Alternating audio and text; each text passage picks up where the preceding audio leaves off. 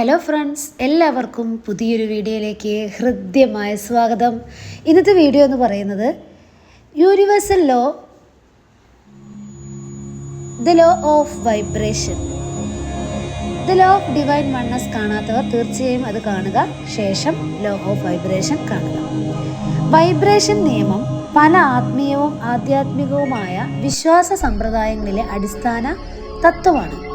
പ്രപഞ്ചത്തിലെ എല്ലാം നിരന്തരമായ വൈബ്രേഷൻ അല്ലെങ്കിൽ ഊർജത്തിൻ്റെ അവസ്ഥയിലാണെന്നും ഈ വൈബ്രേഷനുകൾ നമ്മുടെ ചിന്തകളെയും വികാരങ്ങളെയും അനുഭവങ്ങളെയും ബാധിക്കുന്നുവെന്നും ഇത് വ്യക്തമാക്കുന്നുണ്ട്. ഈ നിയമം എല്ലാം ഊർജത്താൽ നിർമ്മിതമാണെന്നും ഈ ഊർജം നിരന്തരമായ ചലനാവസ്ഥയിലാണെന്നും ഉള്ള ആശയവുമായി അടുത്ത ബന്ധമുണ്ട്. അതായത് വൈബ്രേഷൻ നിയമത്തിൻ്റെ കൂടുതൽ ശക്തമായ വിശദീകരണം ഇനി പറയാൻ പോകുന്നതാണ്. ഊർജം അതിൻ്റെ അടിസ്ഥാനം എന്ന് പറയുന്നത് കമ്പന നിയമമാണ്.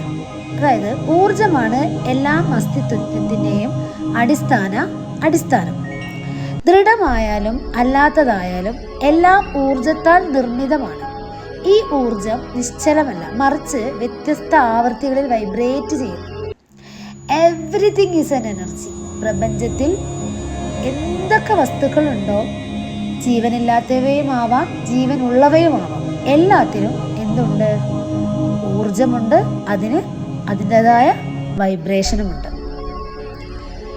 വൈബ്രേഷൻ ഫ്രീക്വൻസി ഇത് ഓരോ വസ്തുവിലും പദാർത്ഥത്തിലും ചിന്തയ്ക്കും അല്ലെങ്കിൽ വികാരത്തിനും അതിൻ്റെതായ തനതായ വൈബ്രേഷൻ ആവൃത്തിയുണ്ട്. ഈ ആവൃത്തികൾ വളരെ താഴ്ന്നു മുതൽ ഉയർന്ന വരെ വ്യത്യാസപ്പെടാം. ഉദാഹരണത്തിന് ഒരു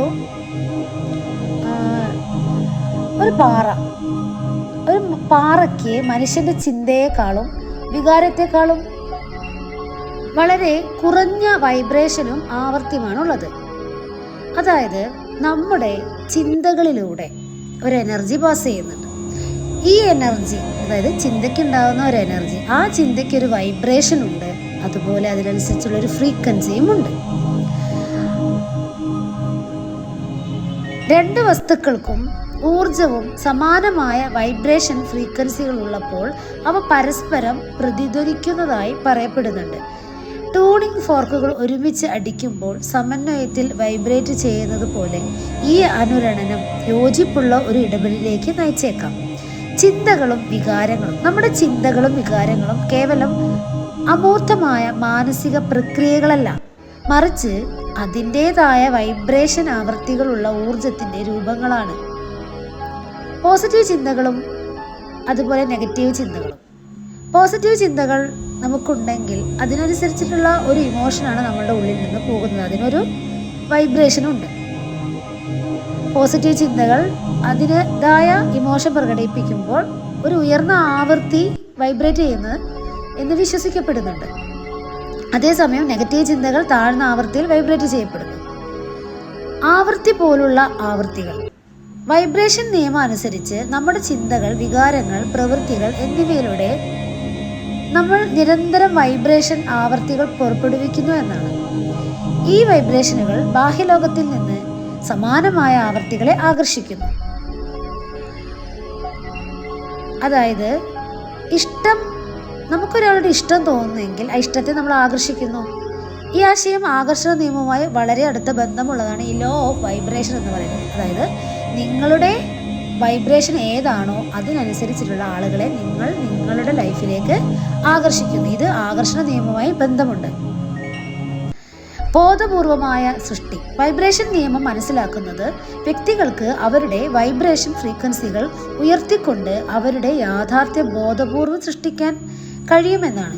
പോസിറ്റീവ് ചിന്തകളിലും വികാരങ്ങളിലും ശ്രദ്ധ കേന്ദ്രീകരിക്കുന്നതിലൂടെ വ്യക്തികൾക്ക് ആ ഉയർന്ന ആവൃത്തികളുമായി പ്രതിധ്വനിക്കുന്ന അനുഭവങ്ങളെയും ആളുകളെയും ആകർഷിക്കാൻ കഴിയും.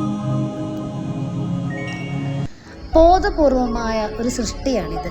വൈബ്രേഷൻ നിയമം മനസ്സിലാക്കുന്നത് വ്യക്തികൾക്ക് അവരുടെ വൈബ്രേഷൻ ഫ്രീക്വൻസികൾ ഉയർത്തിക്കൊണ്ട് അവരുടെ യാഥാർത്ഥ്യം ബോധപൂർവം സൃഷ്ടിക്കാൻ പ്രാപ്തമാക്കും. പോസിറ്റീവ് ചിന്തകളിലും വികാരങ്ങളിലും ശ്രദ്ധ കേന്ദ്രീകരിക്കുന്നതിലൂടെ വ്യക്തികൾക്ക് ആ ഉയർന്ന ആവൃത്തികളുമായി പ്രതിധ്വനിക്കുന്ന അനുഭവങ്ങളെയും ആളുകളെയും ആകർഷിക്കാൻ കഴിയും. സൗഖ്യവും ക്ഷേമവും. ഈ നിയമത്തിൻ്റെ ചില വക്താക്കൾ ഇത് രോഗശാന്തിക്കും ക്ഷേമത്തിനും പ്രായോഗിക പ്രയോഗങ്ങളുണ്ടെന്ന് വിശ്വസിക്കുന്നു. ധ്യാനം, പോസിറ്റീവ് സ്ഥിരീകരണങ്ങൾ, സമഗ്രമായ ചികിത്സകൾ തുടങ്ങി പരിശീലനത്തിലൂടെ ഒരാളുടെ വൈബ്രേഷൻ ആവൃത്തി ഉയർത്തുന്നതിലൂടെ ശാരീരികവും വൈകാരികവും ആത്മീയവുമായ രോഗശാന്തി പ്രോത്സാഹിപ്പിക്കാൻ കഴിയുമെന്ന് അവർ നിർദ്ദേശിക്കുന്നു. പരസ്പര ബന്ധം, അതായത് വൈബ്രേഷൻ നിയമം പ്രപഞ്ചത്തിലെ പരസ്പര ബന്ധം എന്ന ആശയത്തെ ശക്തിപ്പെടുത്തുന്നുണ്ട്. വൈബ്രേഷൻ എനർജികളുടെ കൈമാറ്റത്തിലൂടെ എല്ലാ വസ്തുക്കളും ബന്ധപ്പെട്ടിരിക്കുന്നു എന്ന് ഇത് സൂചിപ്പിക്കുന്നു. ഈ പരസ്പര ബന്ധം എല്ലാ ജീവജാലങ്ങളുമായും ഐക്യത്തിൻ്റെയും സഹാനുഭൂതിയുടെയും വലിയ ബോധത്തിലേക്ക് നയിക്കും. ഇനി ശാസ്ത്രപരവും ആത്മീയവുമായ ഇതിൻ്റെ ഓവർലാപ്പുകളാണ് പറയുന്നത്. വൈബ്രേഷൻ നിയമം പലപ്പോഴും ആത്മീയവും മെറ്റാഫിസിക്കൽ വിശ്വാസങ്ങളുമായി ബന്ധപ്പെട്ടിരിക്കുമ്പോൾ ഇതിന് ശാസ്ത്രീയ ആശയങ്ങളുമായി ചില ഓവർലാപ്പുകളും ഉണ്ട്. ഭൗതിക ശാസ്ത്രത്തിൽ ഉദാഹരണത്തിന് ക്വാണ്ടം മെക്കാനിക്സിൻ്റെ പഠനം ഉപ ആറ്റോമിക് കണങ്ങളുടെ വൈബ്രേഷൻ സ്വഭാവം പര്യവേഷണം ചെയ്യുന്നു. കൂടാതെ തരംഗഗണിക ദ്വൈതത്തെ സൂചിപ്പിക്കുന്നത് കണികകൾക്ക് കണിക പോലുള്ളതും തരംഗ സമാനമായ സ്വഭാവവും പ്രകടിപ്പിക്കാൻ കഴിയുമെന്നാണ്. ഈ വൈബ്രേഷൻ നിയമത്തിൻ്റെ വ്യാഖ്യാനങ്ങൾ വ്യക്തികൾക്കും വിശ്വാസ സമ്പ്രദായങ്ങൾക്കുമിടയിൽ വ്യാപകമായി വ്യത്യാസപ്പെടാമെന്നത് ശ്രദ്ധിക്കേണ്ടതാണ്.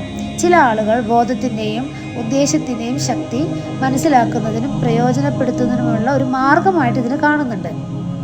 മറ്റുള്ളവർ അതിനെ കൂടുതൽ നിഗൂഢമായോ ആത്മീയമായോ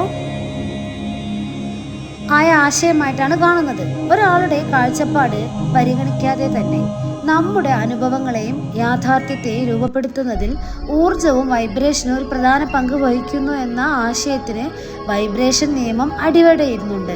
അപ്പോൾ ഇതാണ് ലോ ഓഫ് വൈബ്രേഷൻ.